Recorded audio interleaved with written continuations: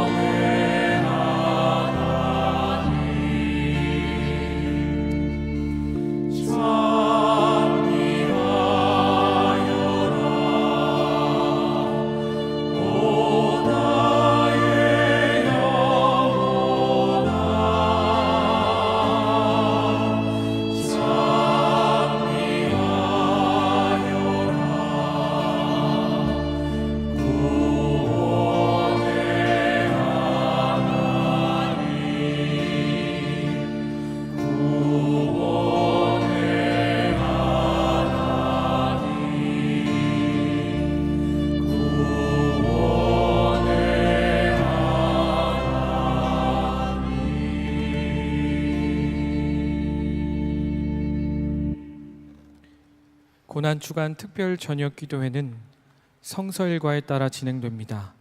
성서일과는 매일 구약과 시편, 서신서와 복음서 4개의 본문으로 구성되어 있습니다. 먼저 구약과 시편, 서신서는 낭독을 통해, 복음서는 교독해 읽겠습니다.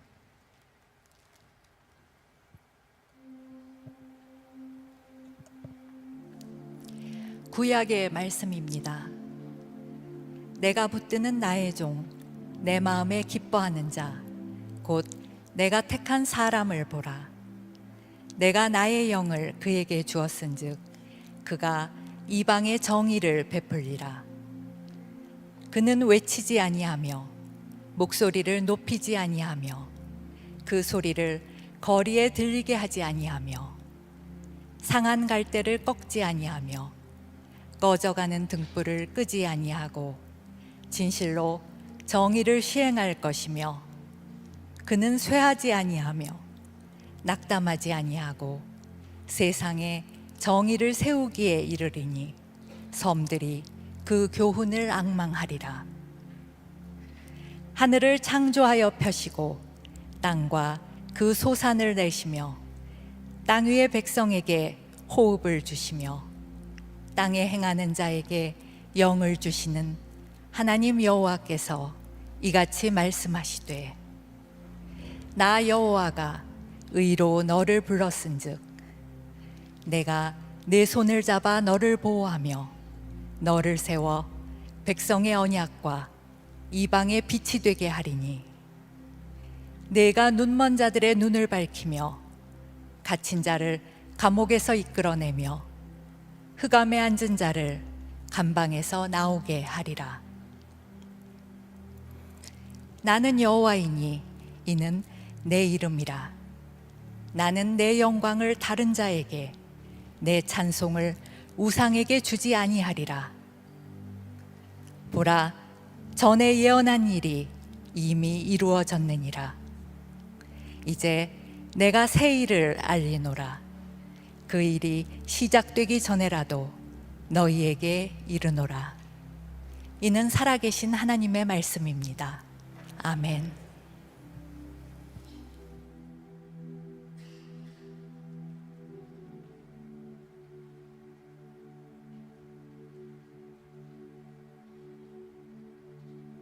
시편의 말씀입니다. 여호와여, 주의 인자하심이 하늘에 있고 주의 진실하심이 공중에 사무쳤으며 주의 의는 하나님의 산들과 같고 주의 심판은 큰 바다와 같으니이다. 여호와여, 주는 사람과 짐승을 구하여 주시나이다. 하나님이여, 주의 인자하심이 어찌 그리 보배로우신지요. 사람들이 주의 날개 그늘 아래에 피하나이다. 그들이 주의 집에 있는 살진 것으로 풍족할 것이라. 주께서 주의 복락의 강물을 마시게 하시리이다.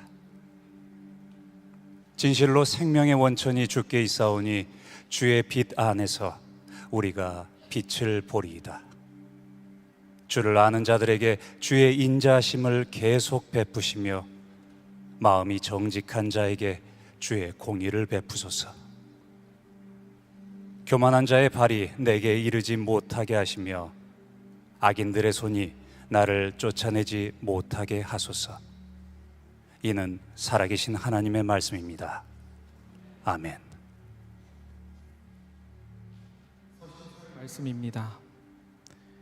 그리스도께서는 장래 좋은 일의 대제사장으로 오사 손으로 짓지 아니한 것 곧 이 창조에 속하지 아니한 더 크고 온전한 장막으로 말미암아 염소와 송아지의 피로 하지 아니하고 오직 자기의 피로 영원한 속죄를 이루사 단번에 성소에 들어가셨느니라. 염소와 황소의 피와 및 암송아지의 죄를 부정한 자에게 뿌려 그 육체를 정결하게 하여 거룩하게 하거든 하물며 영원하신 성령으로 말미암아 흠없는 자기를 하나님께 드린 그리스도의 피가 어찌 너희 양심을 죽은 행실에서 깨끗하게 하고 살아계신 하나님을 섬기게 하지 못하겠느냐.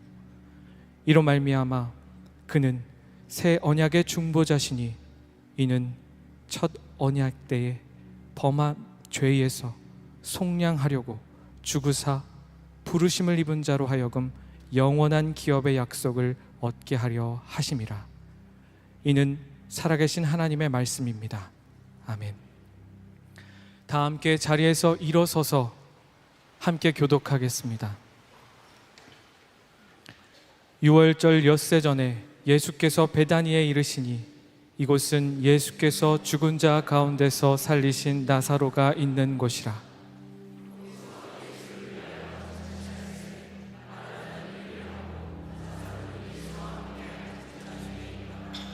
마리아는 지극히 비싼 향유 곧 순전한 나드 한 근을 가져다가 예수의 발에 붓고 자기 머리털로 그의 발을 닦으니 향유 냄새가 집에 가득하더라.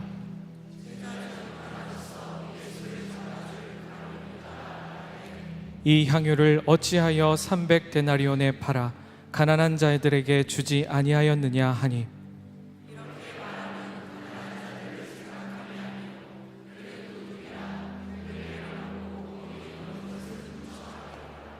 예수께서 이르시되 그를 가만두어 나의 장례할 날을 위하여 그것을 간직하게 하라.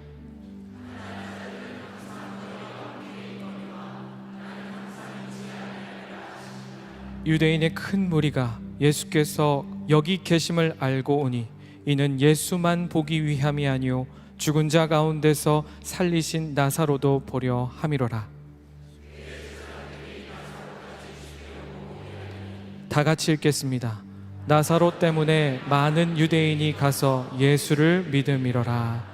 이는 살아계신 하나님의 말씀입니다. 아멘. 모두 자리에 앉아주시겠습니다. 주님의 고난을 기억하며 함께 찬양하겠습니다.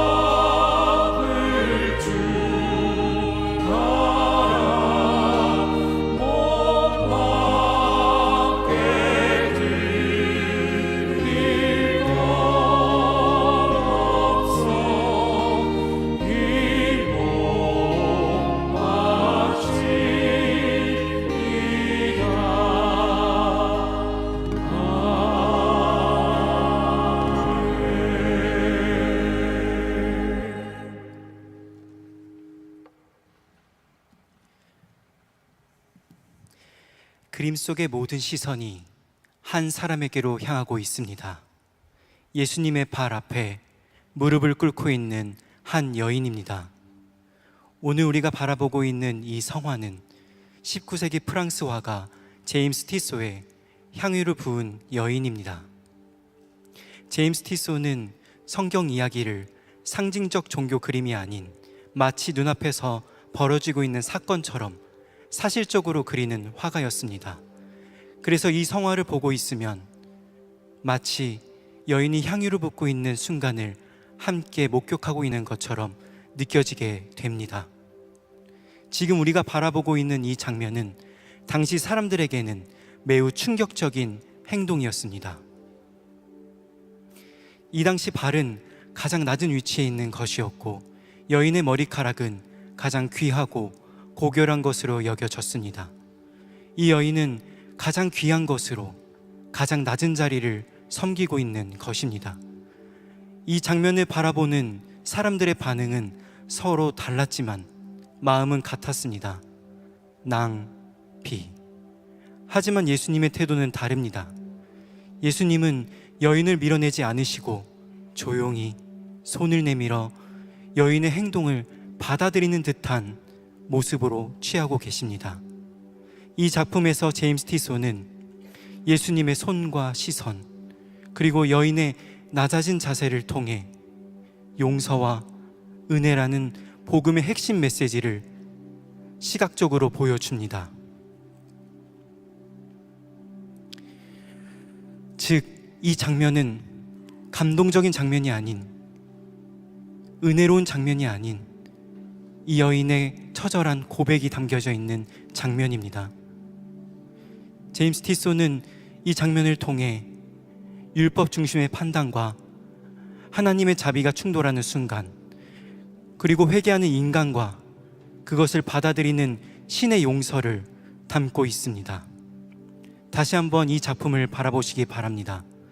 이 작품에는 세 가지 시선이 있습니다. 예수님의 발을 바라보는 여인의 시선, 그 행동을 바라보는 사람들의 시선, 그리고 지금 이 작품을 바라보고 있는 우리들의 시선입니다.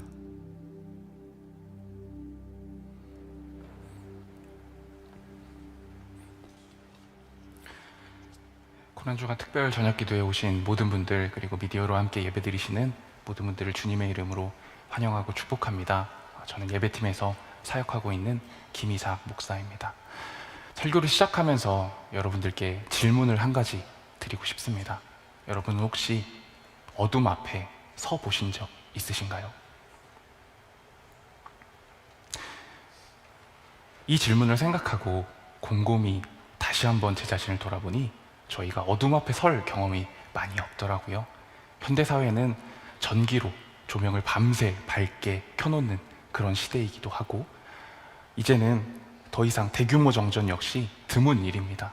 우리가 완전한 어둠을 마주할 일이, 완전한 어둠을 만날 일이 많이 없다는 의미입니다. 생각해보니까 어둠 앞에 서기 위해서 한 가지 전제 조건이 필요하더라고요. 아직 우리가 빛 가운데 있어야 한다는 것입니다. 그래야만 빛과 대비되는 어둠을 바라볼 수 있고 어둠을 인지할 수 있기 때문입니다. 마치 안쪽이 어두컴컴한 동굴이나 반대편 출구가 보이지 않는 깊은 터널 앞에 서는 것처럼 말이죠. 2026년도 고난주간은 어둠 속으로 들어가다라는 주제를 가지고 진행되고 있습니다. 사실 이 고난주간은 매년 돌아오는 교회력의 절기 중 하나입니다. 아마 살아온 인생의 연수대로 혹은 그리스도인이 되기로 결단하신 이후부터 매년 빠지지 않고 반복해서 알고 계시고 듣고 계시는 절기일 가능성이 매우 높죠. 말 그대로 예수님의 고난을 기억하고 기념하는 시간, 고난주간입니다. 문제는 여기서부터입니다. 매년 반복된다는 점. 그리 길지 않은 예수님의 생애 중 공생의 3년, 그 중에서도 한 주간의 시간만을 우리가 매년 반복해서 듣다 보니 어느 순간 이 고난주간은 너무 식상하고 익숙하고 뻔한 예상되는 내용이 되어버린 것입니다. 어둠 속으로 들어가다라는 주제에 빗대어서 말해보자면 이미 조명이 환하게 켜져 있는 동굴, 아니 훤히 들여다 보이는 터널 앞에서 우리가 어둠 속으로 들어가겠다고 말하고 있는 것입니다. 그래서 감히 제안을 드려보고 싶었습니다. 이렇게 촛불의 빛에 의지한 채 함께 예수님이 바라보셨을, 예수님이 서 계셨을, 예수님이 들어가셨을 어둠 속으로 함께 들어가 보자는 제안 말입니다. 오늘 본문은 마치 터널 입구와 같은 위치에 있습니다. 아직 어둠이 드리워지지 않은 빛으로 가득한 자리입니다. 본문의 배경과 등장인물을 함께 살펴볼까요? 본문 1절과 2절, 9절과 11절 함께 읽도록 하겠습니다. 6월절 엿새 전에 예수께서 베다니에 이르시니 이곳은 예수께서 죽은 자 가운데서 살리신 나사로가 있는 곳이라. 예수를 위하여 잔치할새 마르다는 일을 하고 나사로는 예수와 함께 앉은 자 중에 있더라. 유대인의 큰 무리가 예수께서 여기 계신 줄을 알고 오니 이는 예수만 보기 위함이 아니오 죽은 자 가운데서 살리신 나사로도 보려 함이러라. 대제사장들이 나사로까지 죽이려고 모의하니 나사로 때문에 많은 유대인이 가서 예수를 믿음이러라. 오늘 본문은 베다니에서 열린 한 잔치 자리입니다. 그리고 그 주인공은 죽은 줄 알았던 나사로, 그리고 그 나사로를 살리신 예수님이었죠. 마르다는 최선을 다해 잔치를 위한 음식을 만들었을 것이고, 잔치에 참여하는 사람들 역시 죽은 줄 알았던 나사로가 함께 앉아 먹고 마시는 모습을 바라보며 굉장히 기대감으로 가득 찬 눈길로 예수님을 바라보고 있었을 겁니다. 이 잔치는 아마 그 규모가 꽤 컸을 겁니다. 유대인의 가장 큰 절기였던 6월절이 얼마 남지 않았기 때문입니다. 베다니라는 지역이, 베다니라는 동네가 예루살렘으로 들어가는 길목에 있었기 때문에 이 베다니라는 동네 역시 명절 분위기에 흥겨워 했을 거고요. 그래서 영어로는 라지 크라우드, 머치 피플이라고 표현되어 있는 유대인의 큰 무리가 이 잔치에 함께하고 있었습니다. 문제는 이들이 당시 로마 식민지에 해방을 꿈꾸며 그 해방을 이루기 위해서 예수님이 보여주셨던 이적과 기사에 대한 기대감으로 흥분한 상태였다는 점입니다. 그 흥분의 첫 번째 이유는 요한복음 6장의 그 유명한 오병이어 사건 때문이었습니다. 다양한 해석이 있을 수 있지만 어쨌든 예수님은 음식을 늘리실 수 있는 분이었습니다. 로마군과 항쟁을 벌일 때 적어도 음식에 대한 걱정은 하지 않아도 된 것입니다. 두 번째 이유는 수많은 병자를 고치신 예수님의 이적 때문입니다. 요한복음 5장에서 베데스다 38년 병으로 고통받던 병자를 고치셨고요. 9장에서는 날 때부터 맹이 된 사람을 고치셨죠.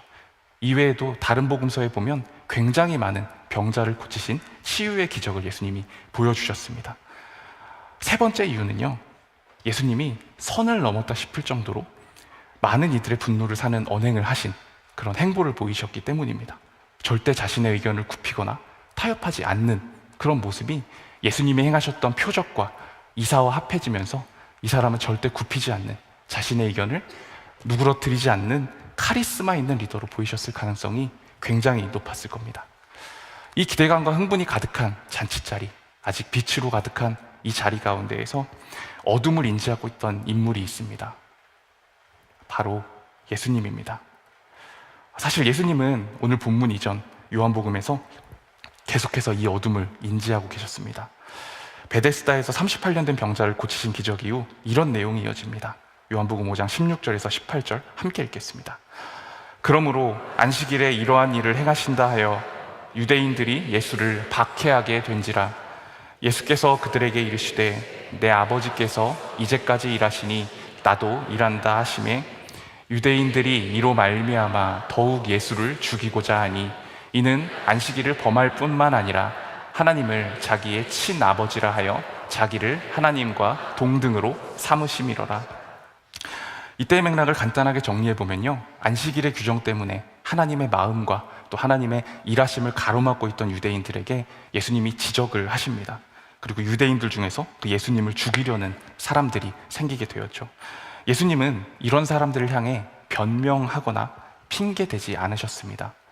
결국 팬이 될 수 있었던 사람들을 적으로 만드는 이 패턴은 이후로도 계속 이어집니다. 오병이어를 행하신 이후에 요한복음 6장과 7장 내용을 제가 읽어드리도록 하겠습니다. 그러므로 예수께서 그들이 와서 자기를 억지로 붙들어 임금으로 삼으려는 줄 아시고 다시 혼자 산으로 떠나가시니라. 그때부터 그의 제자 중에서 많은 사람이 떠나가고 다시 그와 함께 다니지 아니하더라. 예수께서 12제자에게 이르시되 너희도 가려느냐? 그 후에 예수께서 갈릴리에서 다니시고 유대에서 다니려 아니하심은 유대인들이 죽이려 함이러라. 이전에는 율법의 규정이 문제였다면 이번에는 특별한 문제가 없었습니다. 안식일이 아니라면 음식이 늘어나는 게 그렇게 문제되는 기적은 아니잖아요. 사람들이 매우 흥분할 만한 기적이기도 했고요. 그럼에도 예수님은 그 기대감과 흥분으로 가득 찬 사람들을 피하셨고 진정한 생명의 양식으로 하나님께서 예수님을 주셨다라고 가르쳐 주셨습니다. 그랬더니 사람들이 예수님을 떠났습니다. 아마 예수님은 자신을 따르는 사람들에게 점차 커져가는 기대감과 흥분, 동시에 자신을 죽이려는 사람들이 점점 많아져감을 동시에 알고 계셨을 겁니다. 이러한 패턴이 반복되는 걸 목격한 제자들이 요한복음 11장에서 나사로를 고치러 베다니로 가겠다고 하시는 예수님을 걱정하며 만류할 정도로 말입니다. 11장 5절에서 8절 함께 읽겠습니다. 예수께서 본래 마르다와 그 동생과 나사로를 사랑하시더니 나사로가 병들었다 함을 들으시고 그 계시던 곳에 이틀을 더 유하시고 그 후에 제자들에게 이르시되 유대로 다시 가자 하시니 제자들이 말하되 랍비여 방금도 유대인들이 돌로 치려 하였는데 또 그리로 가시려 하나이까. 그리고 이후 대반전이 일어났습니다. 이미 죽어 장사 지낸 나사로를 다시 살려내는 기적을 예수님이 행하신 것입니다. 아마도 이 기적은요, 유대인들 중에서도 반신반의하고 있었던 사람들, 혹은 마음을 돌려서 예수님을 죽이려고 했던 사람들조차 다시 한번 예수님을 보게 되는, 새로 보게 되는 그런 분기점이 되었을 것입니다. 앞서 말씀드렸던 대로 식민지에서 해방되기 위해 투쟁한다고 가정했을 때 가장 필요한 음식의 보급, 다친 사람들을 치료해 줄 수 있는 능력을 가진 자가 이제는 심지어 죽은 자를 다시 살려내는 기적을 행한 것이니까요. 그래서 이 잔치자리의 분위기는요, 명절에 흥분된 분위기뿐만 아니라 어떠한 미묘한 흥분감과 기대감으로 가득 차 있었습니다. 그 자리에 모여있던 모두가 예수님을 선망의 눈빛으로 바라보고 있었던 거죠. 그런데 바로 이 자리에서 어둠을 바라보고 계신 예수님의 마음을 헤아린 인물이 한 명 등장합니다. 오늘 성화의 소개에서도 들으셨던 나사로의 동생 마리아입니다. 사실 마리아는 누구보다 예수님이 메시아임을 알고 있었을 사람입니다. 자신이 직접 죽음을 확인했던 자신의 오빠를 다시 살려내신 분이시니까요. 그러나 그분이 걸어가셔야 할 길이 빛과 영광이 가득한 잔치자리와 같은 분위기의 길이 아니라 감히 누구도 예상하지도 못하던 짙은 어둠이었음을 마리아는 유일하게 눈치채고 있었습니다. 그래서 마리아는 주님께 무엇인가를 해드리고 싶었습니다. 자신이 가지고 있었던 가장 귀한 것, 향유옥합을 챙겨서 주님 발 앞에 엎드렸습니다. 그리고 주님 발에 깨뜨리고 주님 발에 그 향유를 부었죠. 셈이 빨라서 회계 업무를 보고 있던 가룟 유다가 단번에 300데나리온이라는 가치를 눈치챌 수 있을 만큼 귀한 향유였을 겁니다. 당시 하루 노동자 품삯이 1데나리온이었던 걸 생각하면 300일을 전혀 쓰지 않고 모아야만 가질 수 있는 귀한 것. 당시 여성들의 사회적 지위를 생각해 보자면 아마 그 향유옥합은 마리아가 가지고 있었던 전 재산, 결혼하지 않았다면 결혼 지참품이었을 수도 있습니다. 한 방울 쓰는 것조차 아깝고 아쉬웠을 그녀에게 가장 귀한 것을 아무런 대책 없이 그저 주님께 온전히 드린 것입니다. 그 옥합에 담겨있던 향기가 나는 기름은요, 고대 사회에서 보통 장례용품으로 사용되던 물품입니다. 그리고 우리는 지금까지의 말씀을 통해서 오늘 본문의 배경이 되는 잔치자리가 원래 어떤 목적을 가지고 있었는지를 잘 알고 있죠. 사실 얼마 전까지 이 잔치는 장례식이었습니다. 본래 목적이었던 장례를 준비하기 위한 음식은 이제 잔치 음식으로 바뀌게 되었고, 위로를 위한 목적으로 모였던 사람들 역시 기쁨을 함께 누리는 사람들이 된 자리입니다. 그리고 이 자리에서 아마도 오빠인 나사로를 위해 사용하려고 했었을 그 향유, 마리아가 가지고 있었던 가장 귀한 것은 예수님께 드려졌습니다. 그리고 이 마리아의 행동이 예수님이 들어가게 되실 그 어둠 속에서 예수님의 십자가와 죽으심, 장례를 상징하는 고난주간의 실제적인 시작점이 되었습니다. 고난주간을 시작하는 오늘 설교를 준비하면서 저에게 가장 귀한 나의 향유옥합이 무엇인지를 고민해 보았습니다. 여러분도 함께 고민해 보셨으면 좋겠습니다. 적어도 마리아가 가지고 있었던 그 300데나리온의 향유옥합은 아니더라고요. 한 방울 한 방울 쓰는 것조차 아깝고 아쉽고 부족하고, 여러분들이 가지고 있는 가장 귀한 그 향유옥합은 무엇입니까? 하나님이 발견하게 하신 저의 향유옥합에 대해 잠깐 나누고 싶습니다. 사실 처음에는요, 시간이라고 생각했습니다. 이렇게 설교를 하는 것뿐만 아니라 만납교회에서 미디어와 관련된 사역에 맡겨진 사명을 잘 감당하고 있는 동시에 진행되고 있는 박사학위 과정에 논문을 써야 하고, 동시에 저의 모교에서 다음 세대의 사역을 책임질 그 사역자들에게 미디어 소양을 기르기 위한 강의를 진행하고 있는 저에게 있어서 가장 부족하고 아깝고 아쉬운 것이 시간이었기 때문입니다. 문제는 제가 지난 수요일 아빠가 되었다는 점입니다. 시간이 더 없어지면 없어질 일만 남게 되었습니다.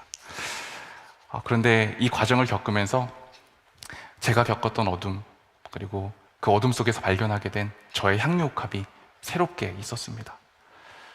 저의 개인적인 이야기를 조금 나누도록 하겠습니다. 저희 부부는 2018년 결혼했습니다. 다만 자녀에 대한 생각이 특별히 없었던 관계로 2세 계획을 특별하게 세우지 않았습니다. 그리고 만납교회에서 사역을 시작하게 된 2019년 이후 코로나19 팬데믹이 펼쳐지면서 사실 굉장히 좋은 핑계거리가 되었죠. 아이를 낳았을 때 아프면 갈 병원이 없을까봐, 산모가 위험해도 전혀 진료를 받을 수 없는 그런 절망에 빠지게 될까봐 그런 결정을 하게 되었습니다. 그러다가 팬데믹이 엔데믹으로 전환되고 아이를 가져야겠다는 생각이 들었습니다. 그런데 하나님이 참 안 주시더라고요. 더구나 결혼 후 시간이 오래 지났는데도 자연스럽게 아이가 생기지 않아서 난임 판정까지 받게 되었습니다. 정신을 차려보니까 끝이 보이지 않는 절망, 너무도 거센 폭풍 때문에 해마저도 가려지는 어둠 가운데를 저희 부부가 걷고 있었습니다. 그러다 마침내 아이가 생겼습니다. 문제는 그 과정 역시 새롭게 드리워진 어둠의 터널이었다는 점입니다. 임신 초기 절박유산 가능성 판정이 임신 후기까지 이어졌고, 아내는 출산이 가능한 주수까지 버티기 위해 37주 중 32주를 그저 중력의 영향을 조금이나마 줄이기 위해 누워있을 수밖에 없었습니다. 지난 수요일 진통이 시작되었습니다. 이제 드디어 이 어둠이 끝나나 싶었습니다. 새벽까지 진통 주기가 들쭉날쭉하다가 아침이 되자마자 갑자기 5분 간격으로 줄어들었거든요. 굉장히 급작스러운 출산의 시작이었습니다. 그래서 금방 나올 줄 알았는데요, 이 아이가 축이 틀어져서 정상적인 방향이었다면 겪지 않아도 됐었을 고통을 24시간 가까이 겪었습니다. 그리고 드디어 태어났습니다.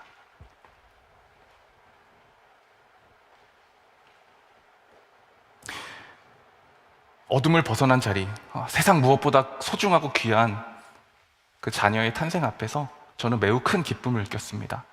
그런데 동시에 고난주간을 생각하고 또 설교를 준비하는 저의 마음 가운데 이런 질문이 들더라고요. 하나님도 독생자 예수님을 이렇게 기뻐하셨을 텐데 어떻게 주신 걸까? 다시 어둠 속으로 들어가기를 결단하신 빛 그 자체이신 예수님을 바라보는 하나님 아버지는 대체 어떤 마음이셨을까? 이제 겨우 세상에 태어난 지 일주일 된 아들을 바라보는 저는 아직 그 하나님 아버지의 마음을 모르겠습니다. 하지만 시간이 지난다고 어린이가 되고 청소년이 되고 청년이 되어서 아이가 스스로 결단한다고 이 아이를 내어줄 수 있을까요? 저는 염려와 우려의 마음으로 만류할 것 같습니다. 그때 깨달았습니다. 아, 나의 향유옥합은 이 아이구나. 그리고 오늘 본문에서처럼 주님이 달라고 하시지는 않으시겠으나 내가 깨트려야 한다면, 흘려보내야 한다면, 그로 인해 주님이 영광 받으실 수 있다면 내어드려야 하는 나의 향유옥합이겠구나. 어떻게 그렇게 할 수 있을까요? 하나님 아버지가 먼저 그렇게 하셨으니까요. 당신의 사랑하는 독생자를 어둠 속으로 기꺼이 내어주셨고, 예수님 역시 그 짙은 어둠, 사망의 음침한 골짜기 속으로 망설임 없이 들어가셨으니까요. 하나님이 먼저 자신의 향유옥합을 우리를 위해 깨뜨리셨습니다. 그 예수님 앞에서 마리아는 결단했습니다. 그리고 자신에게 있었던 가장 귀한 것, 그 향유옥합을 주님 발 앞에 깨뜨렸습니다. 남들은 낭비라고, 바보 같은 짓이라고, 손가락질하고 험담하더라도 상관없었습니다. 예수님이 먼저 우리를 위해 그 육신이 깨어지셨고, 물과 피를 흘리셨고, 모든 죄를 속하시는 번제의 향기로 우리를 덮어주셨기 때문입니다. 우리도 함께 결단했으면 좋겠습니다. 함께 우리가 가지고 있었던 향유옥합을 깨트립시다. 눈에 보이는 것이든 눈에 보이지 않는 것이든 가장 부족하다고 생각되는 것, 가장 아깝다고 여겨지던 것, 주님께마저도 양도할 수 없다고 고집을 부리던 것, 오늘 아직 드리워지지 않은 어둠 앞에 서 계신 그 자칫자리에 계신 주님의 모습을 기억하시기 바랍니다. 하나님은 당신의 가장 귀한 향유옥합, 예수님을 우리를 위해 주셨습니다. 그리고 예수님은 깨어지고 흐르고 찢겨지고 부어지셨습니다. 저를 위해, 여러분을 위해, 우리 모두를 위해 말입니다.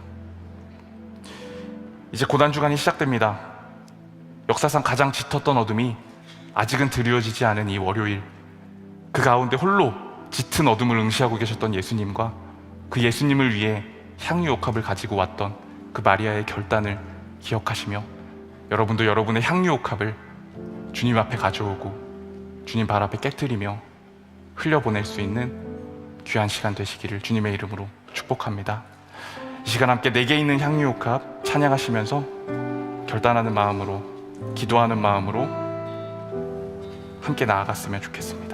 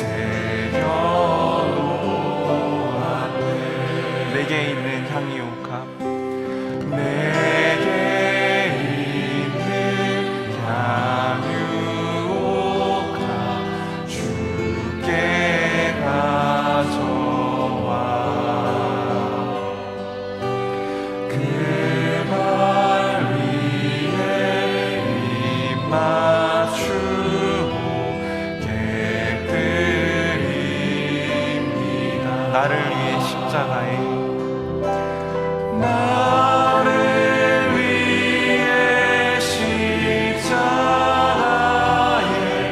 달리신 그가 흘린 피로 나의 죄를 대속하셨네. 내게 있는 향유옥합, 내게 있는 향유옥합 주께 가져와 그 발 위에 입 맞추고. 우리 결단의 마음을 담아서 목소리로만 함께 고백했으면 좋겠습니다. 내게 있는 향유옥합, 내게 있는 향유옥합 주께 가져와